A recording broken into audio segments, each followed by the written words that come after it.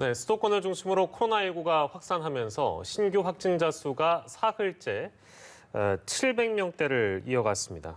델타 변이 바이러스가 확산세를 보이고 있고 여름 휴가철까지 앞두고 있어서 방역 당국이 촉각을 곤두세우고 있습니다. 네, 오늘 관련 이야기는 백순영 가톨릭대 의대 명예교수와 함께 짚어보겠습니다. 어서 오세요. 어서 오십시오. 안녕하세요. 예, 711명. 보통 그 월요일, 화요일 만나는 수치가 주말 검사 건수 영향을 받으면서 대폭 줄어들었는데 이례적으로 줄지 않은 것 같고 그 확산세가 그만큼 최근 들어서 강해졌다 이렇게 바라봐야 되겠죠, 교수님? 예, 뭐 절대적으로 그렇습니다. 6월 중순만 해도 우리 주말에는 300~400명대가 일반적이었었는데 그렇게 따지면 뭐 거의 2배 정도 늘어난 상황으로 보일 수가 있는데요. 예. 더 위험한 것은 사실은 임시선별검사소에서의 확진자 수가 131명인데 진단검사 수는 15,938명. 양성률이 0.82%예요. 예. 제가 이 임시선별검사소, 수도권의 임시선별검사소가 생긴 이후로 계속 이 통계를 적어왔었는데 예. 뭐 우리 그 3차 유행이 정점에 이르렀을 때 12월 말 지나서 1월 초에 이제 떨어질 때 주말에 0.74%가 한번 일시적으로 있었는데 예. 이만큼 많이 나왔다는 얘기는 지금 이 우리 지역사회에 있어서의 무증상 감염이 상당히 많이 만연해 있는데 무증상 감염자들이 많다는 걸 뜻하는 것이죠. 예. 즉 접촉자들은 선별검사소를 가지만 아무 증상이 없는 사람들은 수도권에 있는 이 임시선별검사소를 가거든요. 예. 근데 상대적으로 지방에는 별로 없습니다. 이 네. 임시선별검사소에서 나오는 사람들이요. 그래서 근데 전체적으로 봤을 때 확진자 수는 이렇게 700명, 800명까지 늘어나고 있는 데 비해서 뭐 주말이기도 하지만 주중에도 진단검사 수가 굉장히 적어요. 이 부분은 상당히 문제가 될 수밖에 없습니다. 즉 역학조사 결과 접촉자로 되면은 전부 진단검사를 받아야 되는데 왜 숫자가 늘어나지 않는지 이 부분이 좀 걱정이 되는 부분들이 분명히 있습니다. 좀 더 진단검사를 많이 해야 될 것으로 보이고요. 예. 다행히 위중증 환자 수는 4명이나 줄어서 139명에 두 분이 돌아가셔서 사망자 수는 누적은 2,028명인데 누적 사망률은 계속 떨어지고 있습니다. 그래서 지금 1.26% 정도가 누적 사망률이고요. 예. 지난달 6월 달 한 달만으로 보면은 하루에 2명꼴이 안 되기 때문에 사망하시는 분들이 상당히 적어서 0.35% 정도이기 때문에 치사율, 위중증 화율은 굉장히 줄어들었다고 볼 수가 있고 이런 부분들은 분명히 우리 의료 체제 또 역학조사를 상당히 원활하게 할 수 있는 부분이 되기는 하는데 환자 수가 너무 많이 늘어나면은 생활치료센터가 좀 많이 과부하가 걸릴 수가 있고 역학조사도 사실은 한계에 부딪힐 수 있기 때문에 환자 수를 어느 정도 억제하지 않으면은 예방 접종하는 데도 이것이 원활하게 가지 못할 부분들이 있어서 지금 특히 델타 바이러스의 영향에 의해서 서울 수도권이 굉장히 환자가 많이 늘어날 개연성들이 있어서 지금 7월, 8월 예방 접종이 본격적으로 젊은 층에 이루어지기까지는 아주 조심하고 좀 모임 자제하고 개인위생 수칙 잘 지켜서 이 2달을 잘 넘어가야 되겠습니다. 종합적으로 이제 판단을 좀 해주셨는데 뭐 사실 내일 나오는 수치도 아마 주말 검사 건수 영향이 있을 거기 때문에 이제 수요일쯤 나오는 수치가 제일 중요하잖아요. 근데 지금 말씀하신 증가폭이나 증가 추세 이런 것들을 토대로 해서 전망을 해본다면 물론 좀 이른 감도 있고 내일 모레 발표될 수치니까요. 그리고 뭐 공포심을 저희가 유발하기 위해서 이런 얘기를 하는 것이 아니라 이 정도의 수치라면 수요일쯤에 또 거리두기 뭐 유지에 대한 판단을 당국이 하지 않습니까?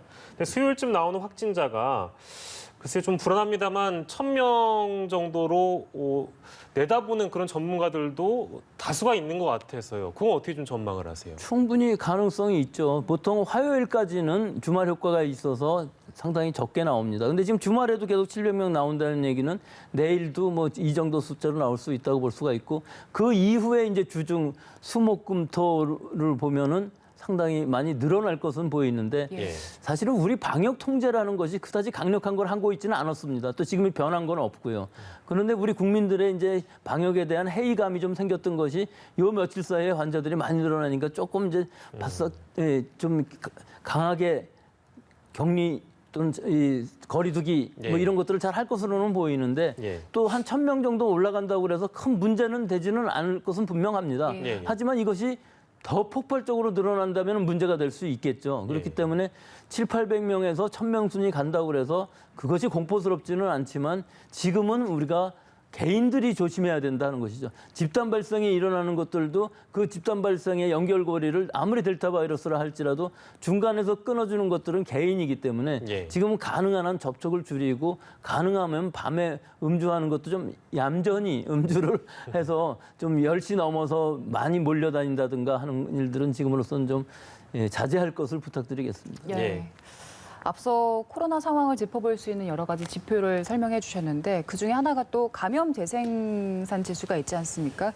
이제 감염자 한 명에 전파시킬 수 있는 사람의 수인데 이게 1.2를 기록했습니다. 이 중에서 수도권이 1.25였고요. 비수도권이 1.05를 나타냈습니다. 수도권이 더 높은 수준이죠. 그렇고요. 그리고 전체 지역 발생 확진자는 뭐 수도권에 몰려 있습니다. 최근 들어 많이 보도가 됐는데 특히 이 가장 유심히 봐야 될 게 저희가 노란색 표시를 좀 해드렸는데요. 20, 30대 감염 사례가 뭐 급증하고 있는 그런 상황이고 지난달 27일에서 이달 3일까지의 수도권 연령대별 확진자 수가 20세에서 29세가 964명이고요. 이건 좀 있으면 이제 또 1000명에 육박할 거라는 통계도 나올 것 같고 30에서 39세는 671명으로 집계가 된 상황이라 아무래도 아까 이제 교수님께서 말씀해 주신 대로 어떤 방역에 대한 긴장감 이런 것들이 좀 느슨해진 그런 영향이 분명히 있는 것 같고요.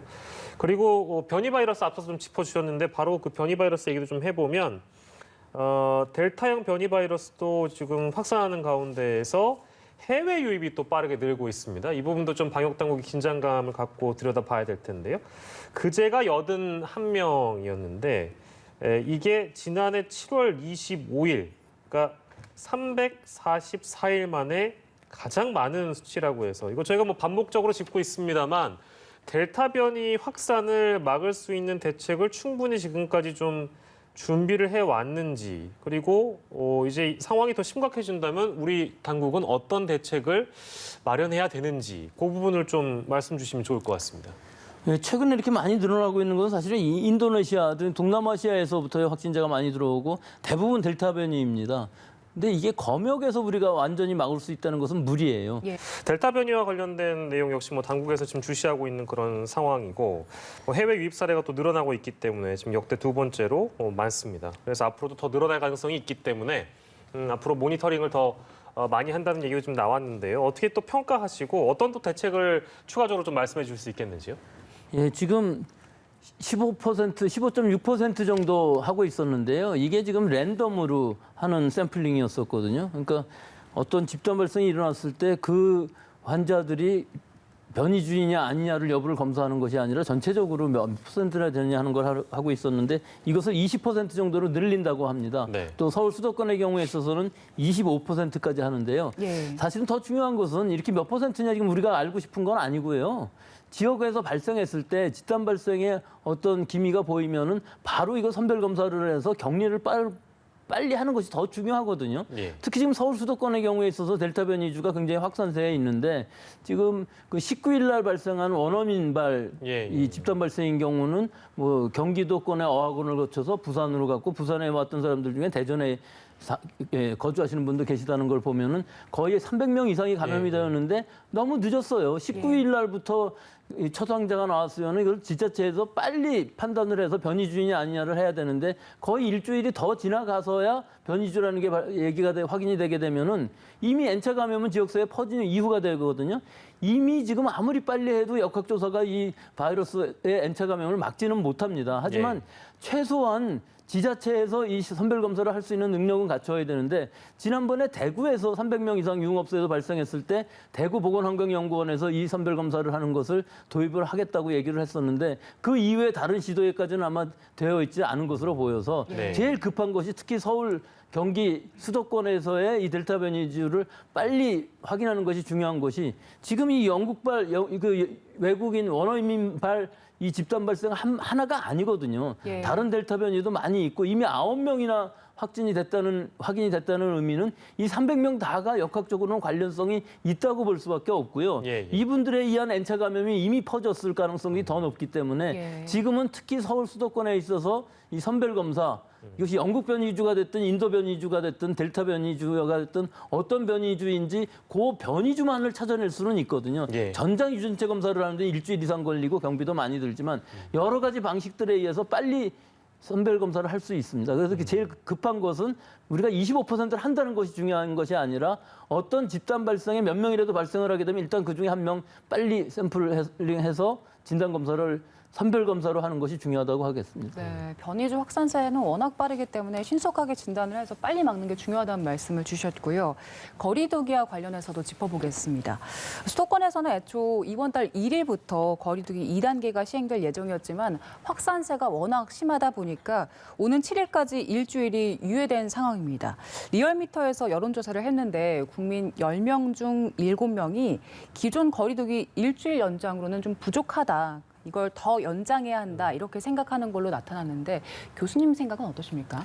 글쎄 저는 그 의미를 잘 모르겠어요. 왜 그러냐면 지금 일주일인데 일주일 안에 크게 변할 것 같이 보이지는 않는데요. 예. 이건 지금 새로운 거리두기 4단계로 한다면은 지금 서울 수도권에서 500명이 넘어가서 예. 그 4단계에서도 3단계를 적용을 해야 됩니다. 예. 3단계를 적용하면 비슷해요. 예. 5인 이상도 다 마찬가지인데 다만 한 가지 유흥업소를 영업을 할 수가 없어야 되는데 지금 네. 새로운 4단계에서는 유흥업소가 영업을 할 수가 있습니다. 네. 그렇기 때문에 그 부분을 못하게 강화된 3단계를 하면서 새로운 거리두기 단계를 도입하는 것은 큰 문제가 없어 보이는데 과연 그 3단계 갖고서 가능할까 하는 부분들이 분명히 있습니다. 좀 더 강력한 통제가 들어가야만 되는 것이 지금 상황에서 보면 늘어날 수밖에 없는 상황인데다가 또 서울 수도권하고 또 비수도권하고의 차이가 너무 커져 버려요. 3단계이고 비수도권은 아무리 강화된 1단계라고 할지라도 시간 제한 자체가 전혀 없어지고 예. 클럽이라든지 유흥시설이 밤새도록 영업을 할 수가 있는 상황이 되기 때문에 예. 풍선 효과는 분명히 나올 겁니다. 따라서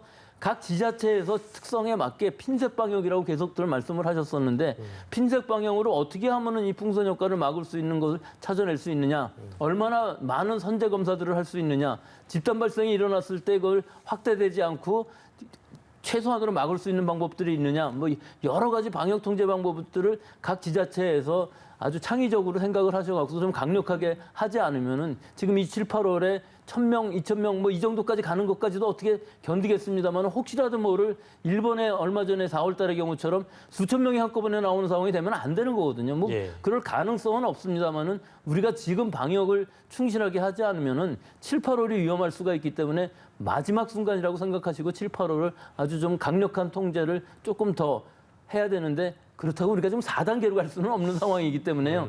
3단계 수준에 있으면서 조금 더 강화된 3단계의 방역이 좀 필요하다고 보겠습니다. 네, 뭐 지금 이제 유지되고 있는 거리 두기나 이제 새롭게 바뀌는 거리 두기 단계나 이제 그 단계에 맞게끔 기준을 설정해 놓은 확진자 수가 있는데 그 수가 나오더라도 실제 너무 강력한 통제에 둘 수 없다는 게 모르겠습니다. 이제 방역 당국의 일종의 한계로 작용하고 있는 것 같기도 하고요.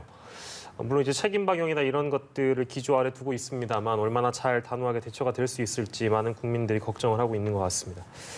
자, 그리고 수도권의 방역 조치 강화 방안을 살펴보면은요, 10시 이후에 참 많은 분들이 접해 보셨을 테지만 뭐 이제 공원이나 한강이나 이런 데에서 야외 음주하시는 분들 계셨죠. 이제 이렇게 술 드실 수가 없고 백신 인센티브가 있었는데 이게 그 1차 접종하신 분들도 7월부터는 뭐 야외에서는 좀 벗게 하겠다. 이제 이런 것들이 다 안 되는 거라서. 근데 이게 2차 접종 완료자도 역시 마스크 착용에서는 같은 조치를 하는 겁니까? 어떤 겁니까? 이게 동일한 겁니다. 그렇군요. 실제로 야외에서의 마스크 벗기를 이 마스크 쓰기를 완화하는 것은 실제 이 감염병의 전파에서 보면은 크게 위험스러운 건 아닙니다. 다만 이런 조치로 인해서 사실 예방접종을 받았는지 안 받았는지 뭐 머리에 써붙이고 다닐 것도 아니고 예. 구별하기는 분명히 어렵기 때문에 전 국민에 대해서는 좀 해이의 좀 잘못된 메시지가 전달될 가능성은 충분히 있거든요. 예. 그렇기 때문에 이런 부분들은 지금 시기에는 안 하는 것이 좋을 거 들어 보여서 이거 강화라기보다는 자진해서 뭐 결국은 다 쓰고 다닐 것인데요. 예. 1차든 2차든 접종받은 사람 벗으라고 그랬을 때 과연 미접종자들이 마스크 벗고 다닐까요?